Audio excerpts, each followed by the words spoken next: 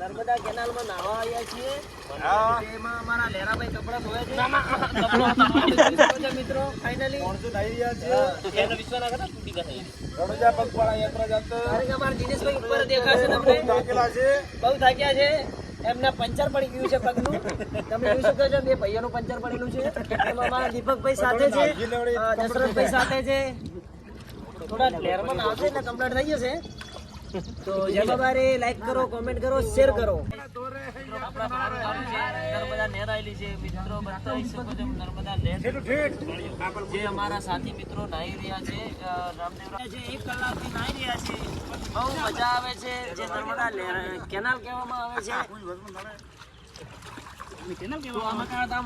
નર્મદા નહેર મોટી નહેર છે.